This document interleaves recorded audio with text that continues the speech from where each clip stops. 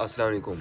अच्छा, अभी भी कुछ ऐसे शहज़ादे होंगे जिनका अभी 2 दिन बाद टेस्ट है कॉमसेट का 14 को और उन्होंने अभी कोई तैयारी नहीं की या फिर उससे नेक्स्ट वीक टेस्ट है। उन्होंने बिल्कुल भी कोई उनको आइडिया ही नहीं है और अभी सोच रहे हैं कि हमने तैयारी कैसे करनी है। क्योंकि मुझे पता है ना ऐसे शहज़ादे मेरी तरह कुछ लोग होते हैं, ठीक है? एंड टाइम पे जाके अपनी चीज़ों को शुरू करते हैं। तो अभी देखो मेरा गला भी बैठा हुआ है, तो सोचा है कि चलो अपने शहज़ादों के लिए कुछ छोटी-सी हेल्प कर दी जाए। तो शहज़ादों फिर बताओ कि आप शहज़ादे हो या नहीं हो? कमेंट में बता दो, ठीक है? और फॉलो भी कर लो। अच्छा, अगर आपका टेस्ट है, 2 दिन बाद टेस्ट है, जैसे अगले वीक टेस्ट है, अभी आपको बिल्कुल आइडिया नहीं है कॉमसेट की तैयारी मैं कैसे करूँ? एनटीएस का जो टेस्ट होगा, ठीक है?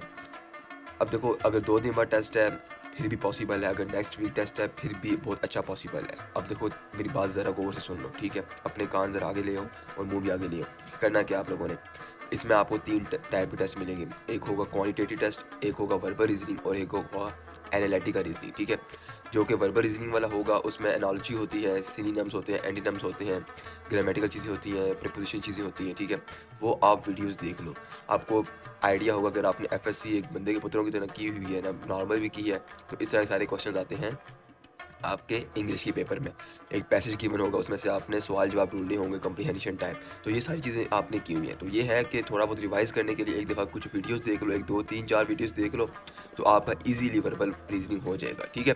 फिर एनालॉजी होती है, रिलेशनशिप होते हैं, 2 वर्ड्स के बीच में रिलेशन आपने वो फाइंड करना होता है। तो थोड़ा-बहुत आपने लॉजिक लगाना है तो इंशाल्लाह वर्बल रीज़निंग हो जाएगा। उसके बाद आ जाती है एनालिटिकल रीज़निंग, जिसमें आपके पास एक पैराग्राफ सा गिवन होता है, उसमें पूरी एक स्टेटमेंट से एक सिनेरियो किया होता है, उसमें कुछ साथ लिमिटेशन रिस्ट्रिक्शंस होती हैं, जो कंडीशंस होती हैं।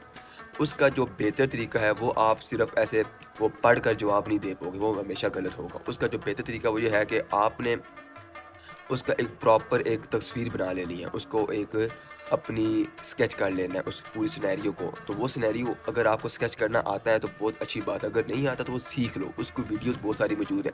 कम से कम 5 वीडियोज़ देखो, कम से कम। एनालिटिकल रीज़निंग लिखोगे, ठीक है? नेट टाइप लिखोगे, जो भी गैट टाइप लिखोगे या एनटीएस टाइप लिखोगे वो आपको बता देगा। 5 वीडियोज़ कम से कम देखनी है और 5 सवाल आपने खुद सॉल्व करने हैं, ठीक है? तो आप समझो कि एनालिटिकल अच्छे तरीके से तैयार हो जाएगा। उसके बाद आती है क्वांटिटेटिव रीजनिंग, जिसमें आपके मैथमेटिकल क्वेश्चंस होते हैं, आपको कुछ ट्रिक्स चाहिए होती हैं। लेट्स सपोज अगर आपने रेशियो फाइंड करनी है, परसेंटेज फाइंड करनी है, आपने स्पीड डिस्टेंस का फार्मूला लगाना है, इस तरीके से आपने टाइम निकालना है, तो इस तरह की चीज़ें होती हैं, वो ट्रिक्स वाले क्वेश्चन हैं। तो वो आप देख लो, ठीक है? वो इसमें थोड़े से आप फंस जाते हो।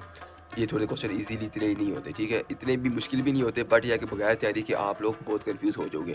तो ये चीज़ें हैं, अगर आप 2 दिन बाद भी टेस्ट है ना, अगर आप रोज़ के 12 घंटे भी पढ़ते हो, 12 घंटे पढ़ते हो, तो अभी कल का भी दिन है, परसों का भी दिन है, अगर आपका संडे को सेकंड टाइम टेस्ट है, फिर भी आपके पास है वो आधा दिन बचेगा।